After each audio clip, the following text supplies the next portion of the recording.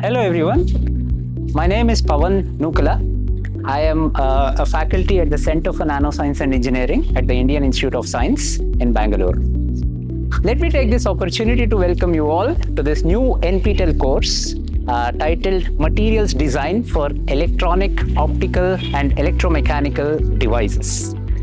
Fundamentally, this is a material science course catering to audience of diverse backgrounds, the engineers, the physicists, and so on and so forth, so that people appreciate the most important ingredient that goes into electronic devices, which is materials, and the properties, how we can tune these properties. So in this course, we start by asking the question, what is a materials property? A materials property is something that relates a cause, which is, let's say I am pushing you. That's the cause, right? The effect is you fall down or you move back, right?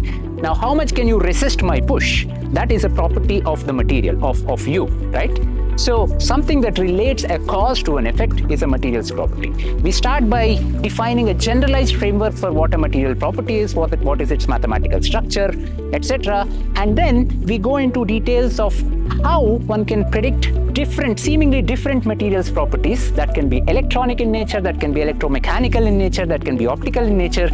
How can we predict these seemingly different materials properties just by understanding the symmetry of various materials, symmetry and structure of various materials? This is what is called structure-property correlation. We don't really need to understand the physics of properties in this first part of the course. It is just we understand the mathematical structure of how a property looks like. We look at the structure and symmetry of the material, and we try to relate them and say that there is a structure-property correlation. So the structure-property relation or symmetry material property relation takes us only up to a certain extent.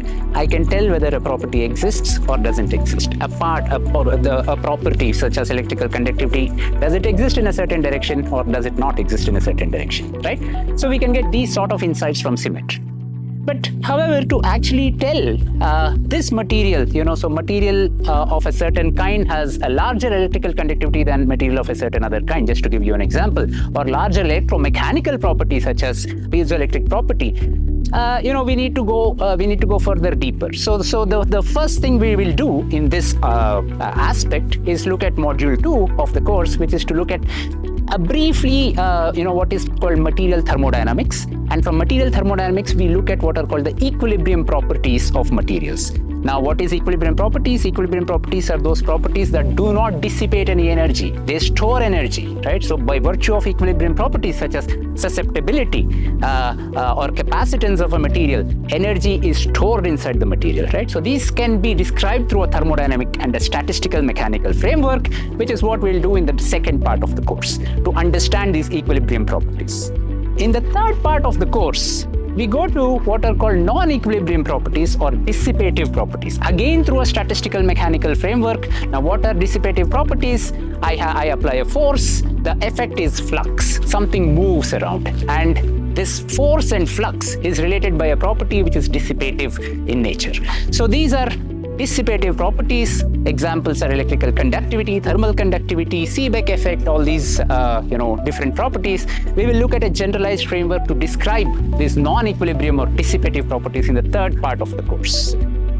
It turns out that the equilibrium properties and the dissipative properties both are related to some sort of dynamics at an atomic scale. So we will look at these dynamics. For example, if I'm talking about susceptibility is a property by virtue of which materials can store electrical energy, whereas resistance or conductivity is a property by which materials dissipate electrical energy.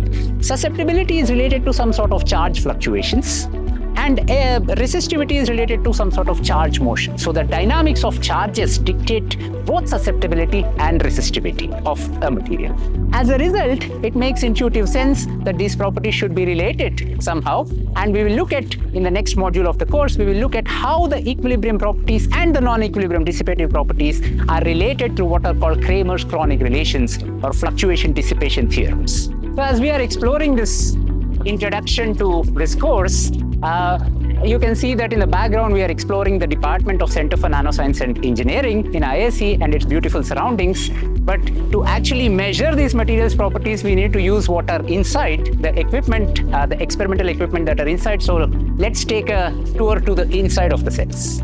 So no material science is complete without actually experimentally measuring the properties that you're studying about, right? So here I'm showing you in the background, you see a suite of tools that are used to actually do all these sorts of experimental measurements to measure the properties of interest that we are studying in this course. One of the most important ways of understanding the material's properties and the dynamics, the atomistic dynamics through which these properties emerge, are what are called spectroscopic tools. We will spend some time in understanding what is spectroscopy, what is absorption spectroscopy, what is non-absorption based spectroscopy, and how these tools can give us information about various materials' properties, both dissipative and their conservative or equilibrium counterparts. For example, here in the background, I'm showing you what is called XPS, or X-ray photoelectron spectroscopy, the principle of which yielded a Nobel Prize to Professor Albert Einstein, if you may know. And so I'll be talking about generalized principles of spectroscopy to understand how this will enable us to understand the materials property in the last part of the course. So this course will help you design materials and material properties of your interest.